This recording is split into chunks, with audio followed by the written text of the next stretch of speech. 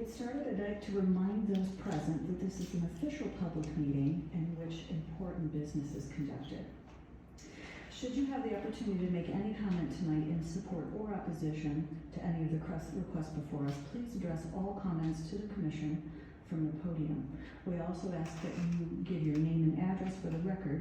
Each person, those in support and opposition, is allotted a total of 10 minutes. Please divide this time between speakers who will be keeping track of time. Should the commission ask questions of you, that will not take away from the time for your presentation. All right, so do we want to make a motion to approve the agenda for tonight? Anybody? I move. Second. Rosie? All in favor? All in favor? Unanimous. Okay, next order of business, who wants to make a motion to approve the minutes from the May 16th, 2022 meetings written? Rosie? Second. All in favor? Unanimous. Okay. Board member comments? Okay, any citizen comments? Anything that does not pertain to the zoning case on the books tonight? Come on up, tell us your name and address, please. Andrew Schultz, 5350 Windswept Drive, Sugar Hill, Georgia. Tonight I'd just like to thank you all for your volunteer work. I spoke at your last meeting back in May. Maybe some of you recognize me. Been making comments to city council and whatnot. What I would like to talk to y'all about tonight is your responsibility to the citizens of Sugar Hill. There's a lot of things happening in Sugar Hill and a lot of changes going on. Some of them for the good and some of them not for the good. We would like to have some kind of better signage when we do rezoning. There seems to be, I like to use the word lack of transparency. So particular zoning case is the one I was involved with the Springs, surrounded by 3 roads, Highway 20, Old Cumming Highway, and Gardner Springs Lane. Initially, only one sign was present in front of a commercial real estate sign. And your signs are only 12 by 19 or somewhere in that area with a green square line. Most people thought that was just for the commercial real estate. So they had no clue what was going on. That sign fell down within a week. And then that's when I came to the May meeting and addressed you all about that. So Cumming uses a larger sign, very visible sign. If you're driving 45, which is the speed limit on 20, you are not even going to be able to read one of those signs. Let alone 60, which is pretty much what you're pushed to. If we didn't have a runoff ramp for the Springs, we'd be in trouble. Another thing, I need you guys to start doing what you can for the citizens. Ask some hard questions about some of these rezoning things. Traffic is becoming a ridiculous thing, and I need you all to please do something about that. The other thing is the amount of trees we have in Sugar Hill are disappearing at an alarming rate. Our little logo up there is going to need to be changed to a stump at the rate we're going. Each tree in this area, a mature tree, gathers 45 pounds of carbon a year. Not to mention the foliage that's underneath, like lady slipper orchids that someone planted 30 years ago or whatever. All this stuff's gonna disintegrate and disappear, and everything that was Sugar Hill is going to disappear. And as I mentioned last time about our taxes, more townhomes, more homes, of course they didn't roll back the millage rate. And you guys got a, well not you guys, but the city of Sugar Hill got a $1.6 million increase over and above what they are already collecting. I don't know if y'all are aware of this, but the city is in debt $40 million between the East Center and that garage right there. We got some problems we gotta address, and you guys are the citizens first place, you're our buffer. And I'm gonna try and be here as much as I can to help you along with that. Thank you very much. I'd like to ask you a question. Sure. I forgot to pose when Garner Springs was here objecting to the development. Yes, you did. I know one person who lives facing the proposed development, or backing up to it. Yeah, And I haven't been back over there, but it seems that their yard was about 25 feet deep. Maybe 30. yes. And that was another problem that's gonna happen, because they're building that up. That's why we need you guys, they're building it up, so there's gonna be a tower of townhomes, 4 to a unit, backing up to that, and we're gonna lose all those trees. They did make a provision for a colony of lady slipper orchids that's gonna be a little wedge, where they're gonna leave a wedge of trees to cover those lady slipper orchids. But see, if you guys didn't know any of that stuff, I couldn't address it because I came up here a month after you'd already gone through it, because no one knew what was going on. Look around. No one knows what's going on. So my thing would be, I know I'm going over 3 minutes, this thing could have zoning in it. It could. And everyone would know because they get this in their gas bill. Just things to think about. We've got to do a better job. Cumming has huge yellow signs for rezoning. Very, very visible. Thank you all for your time. Thank you.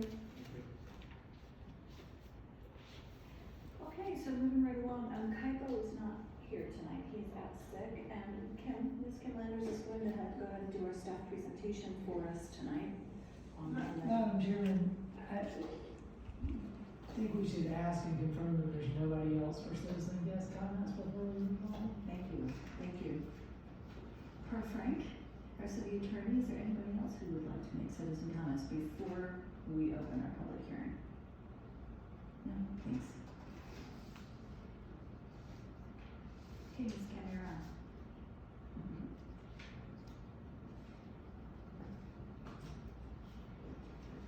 This is for public hearing AX 22001. It is for an annexation and a rezoning. Andrew Perry, ONBR LLC is the developer. This consists of 3 parcels containing 16.51 acres. The addresses are 5768, 5778, 5788 Suwanee Dam Road. The present zoning is R100 in Gwinnett County, and the applicant is requesting a RS100 PRD zoning with variances.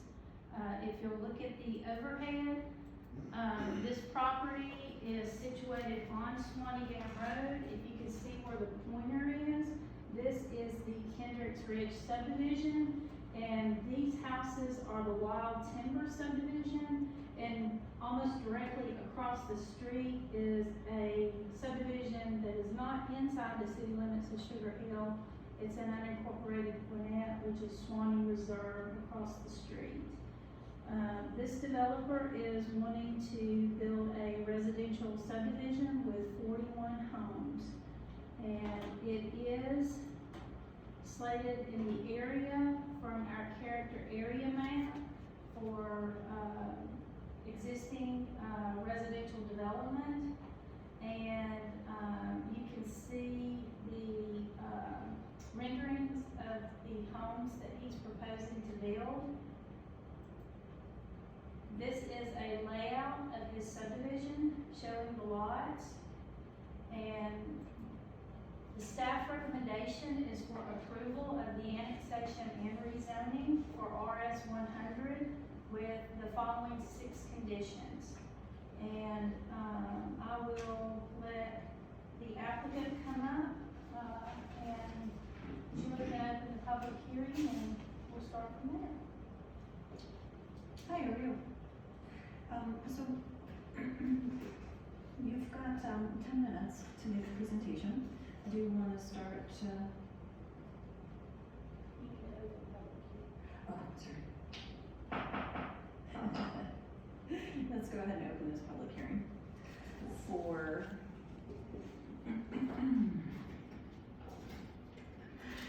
for the annexation AX 22-001 on Suwanee Dam Road. Can you please give us your name, sir? Yes. Hello, my name's Andrew Perry, 115 Major Court, Roswell, Georgia. Hi, Mr. Perry. Hello. Thank you very much for your time tonight. I am the applicant, developer, and proposed builder of this project. This project has been on the market for a number of years. We've actually been doing due diligence and had a contract out on the property for close to a year. The site has some challenges with both topography, rock, sewer access is available in both projects next door, the Wild Timber and the Kendricks Ridge HOA, but the easement dialogue had to begin. So, to say the least, the property has definitely had some challenges that caused a few other people to back away from it. That said, the elevation that you see is one of 4 proposed homes that we're going to do in the project. I know the conditions ask for 3 different elevations. That side entry Williams-Son plan is something that we would do typically on the cul-de-sac angled lots that would allow for a little bit more width. But we do have several other plans that we're going to bring to the city, obviously during the development prior to pulling building permits. Wanted to thank you for your time. I really want to allot as much of my time to any opposition and answering questions. We appreciate that. You do have 10 minutes, and you've only taken 2 so far, anything? No. Okay. Okay. Steve, Questions? Yes? I wondered, I'm sorry. Well, if I get my fingers to it. Why did you show the same plan for these 3 examples? That was the rendering that we had done. We're actually in the process of redrawing 2 others. They're a little more narrow and a little more deep. The square footages all would be typically in excess of 2,500 square feet heated. That plan that we showed just happened to be the elevations that we had rendered and drawn at that time. And what do you propose for the appearance of the other homes? The appearance, as far as the exterior material, will be mostly brick fronts, like they're shown, and brick on the sides and the rears as well. But the amount of brick that's shown on those elevations will be fairly similar.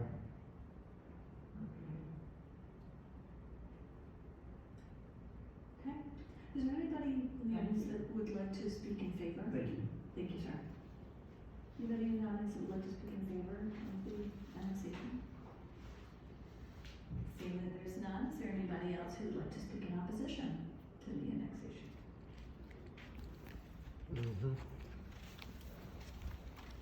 Amber Chambers, 809 Wyoming Road.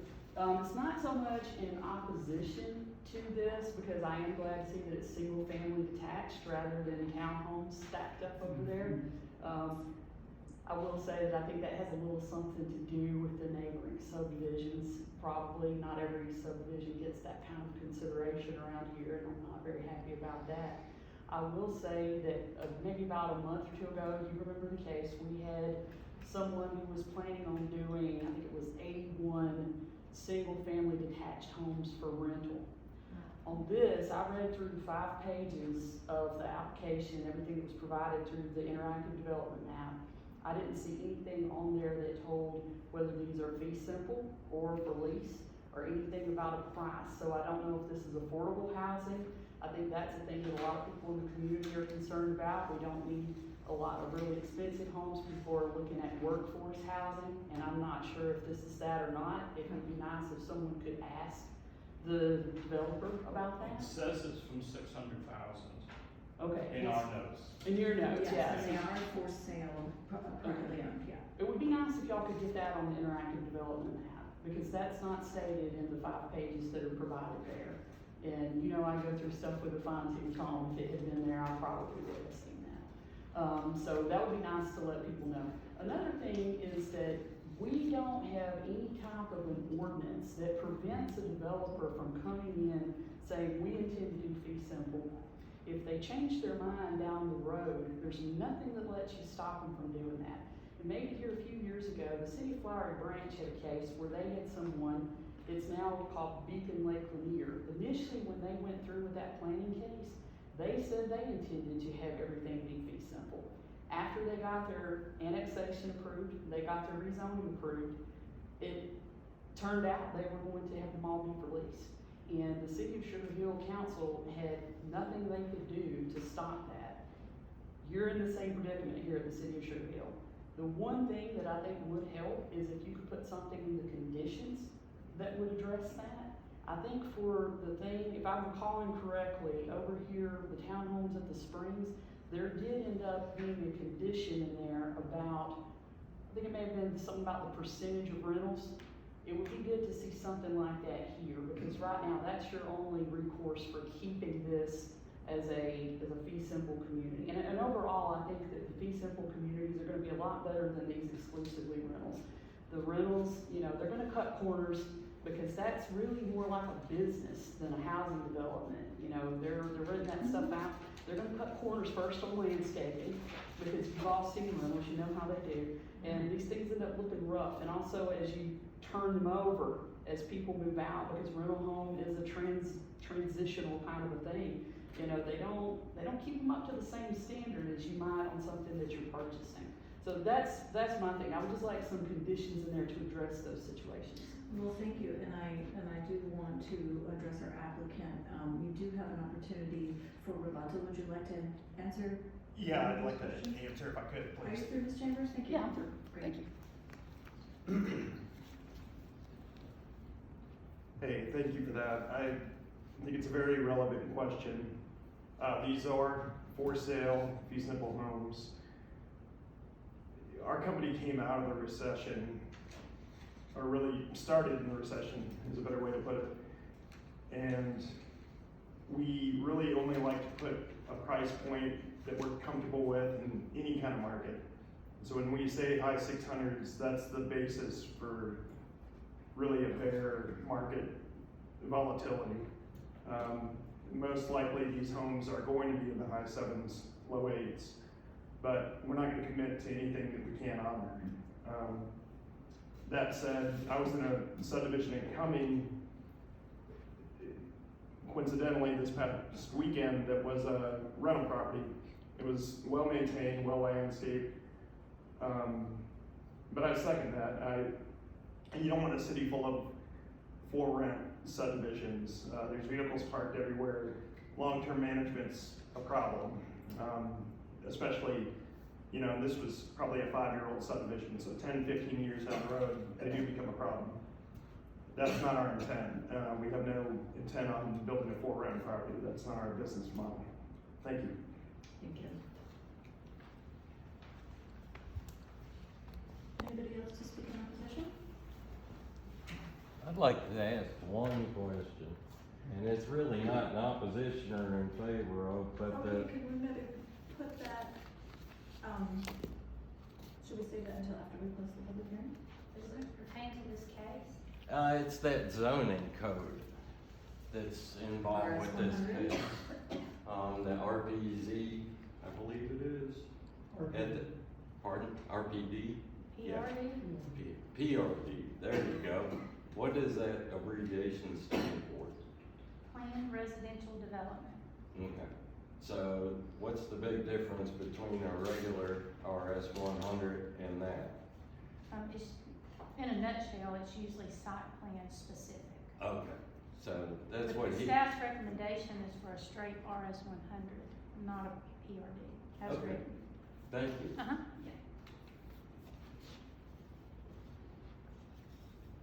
Okay, I think with that we can conclude the public hearing.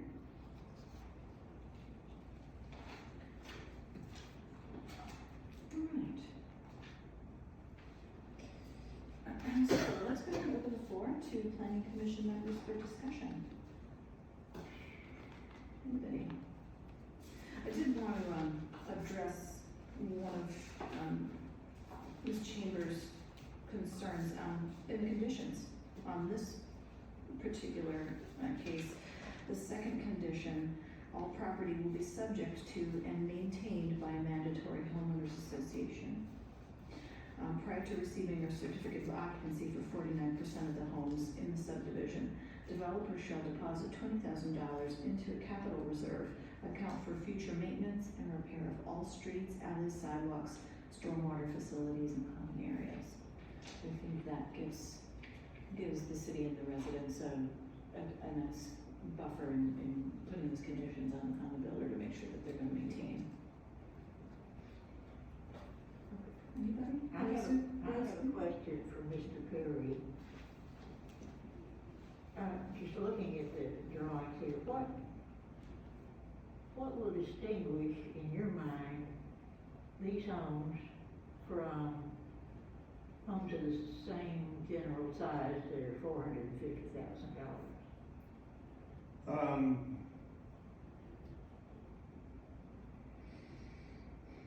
I would answer livable area, square footage. I don't think that square footage comparable homes are selling for $450,000 now. Let's use $550,000, we're still talking about an additional $200,000, perhaps.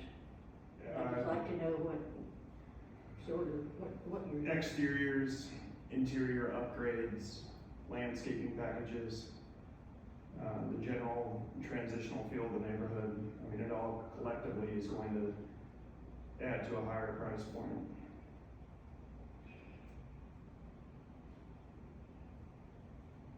Thank you. I hope that somewhat answered your question. I say thank you. Thank you. Okay, anybody else, further questions? JJ? May I ask one more question, please? It's really directed at Kim, if I can. We had come up with several iterations of the plan, the RS 100 PRD. The lot count that we have is fairly dependent on the setbacks related to that PRD, and that has been dropped. There's a condition in here saying that we can adhere to the site plan, but the PRD is eliminated. What would that mean for the internal setbacks? Would they be equal to the site plan? Condition number 3, site plan and buildings shall be constructed to substantially resemble the attached exhibits. The site plan is one of those exhibits, so it would be site plan. Okay, got it. Just clarification, thank you.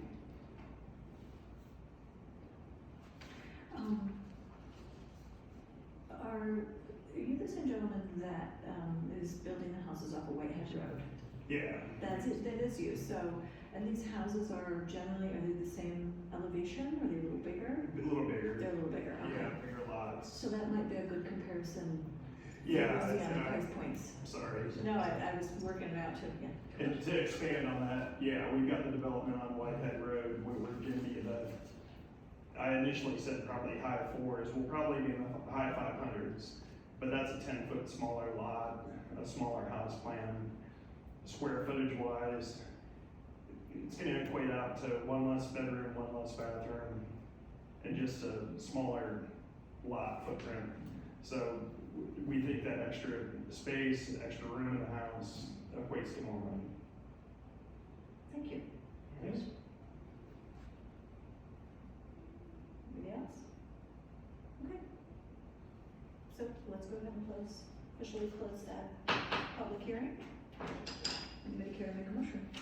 I move to approve annexation AX 22001 with the recommended conditions by the city. I'll second.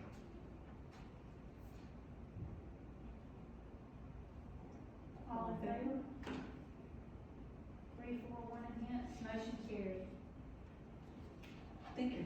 Thank you very much for your time. Thank you, Kim. You know to be at the next public hearing, which is, hang on. September the 12th. And there'll be a work session on September the 6th, which is a Tuesday, because of Labor Day. But you'll need to be at both of those hearings. Thank you. Thank you.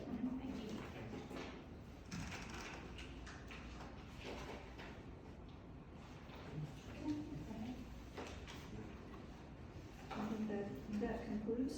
Move to adjourn. I don't think there's any old business. Yeah, thank you. I move to adjourn.